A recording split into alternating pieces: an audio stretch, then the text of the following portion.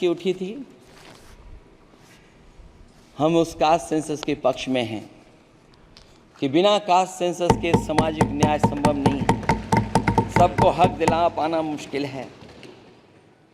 अध्यक्ष महोदय, राष्ट्रपति जी के अभिभाषण में अग्निवीर को लेकर के जो चिंता विपक्ष की थी और देश के नौजवानों की थी, वो चिंता वैसी की वैसी बनी है।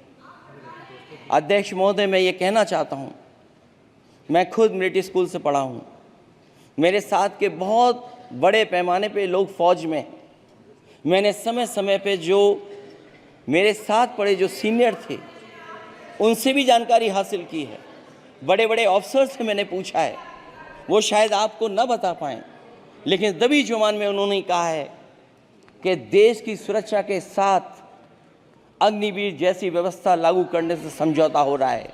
अध्यक्ष महोदय, किसी भी देश की सबसे बड़ी प्राथमिकता अगर कोई है तो वो देश की सीमाओं की सुरक्षा है। अग्निवीर जैसी व्यवस्था से कभी संभव नहीं है। अध्यक्ष महोदय, हम अग्निवीर व्यवस्था को कभी स्वीकार नहीं कर सकते हैं। आज नहीं कल, कल नहीं बाद में, जब कभी भी सत्ता में इंडिया गठबंधन आएगा, अग्निवीर व्यवस्था हमेशा हमेशा के लिए खत्म हो जाएगी। अध्यक्ष महोदय, जिन्होंने कहा कि हम आय किसानों की दोगुनी कर देंगे,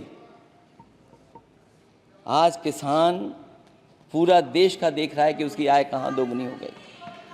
और जिस तरह महंगाई बढ़ी है, सरकार बताए कि महंगाई इस बढ़ने पे उसकी आय कितनी होनी चाहिए।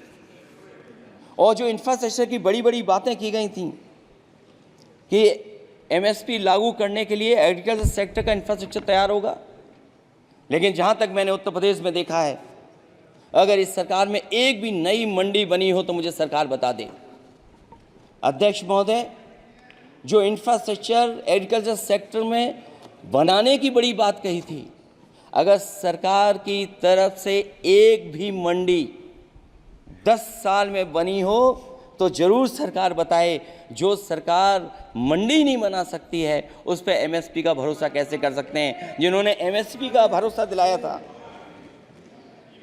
हम अध्यक्ष महोदय आपके माध्यम से यही कहेंगे कि जो राष्ट्रपति के अभिभाषण में लीगल गारंटी एमएसपी को मिलनी चाहिए थी, वो क्रॉप्स को नहीं मिली है। न केवल फसलों को मिले बल्कि हॉर्टिकल्चर क्रॉप्स को भी एमएसपी देने का फैसला हो, जिससे कि हमारा किसान खुशहाल हो सके। साथ ही साथ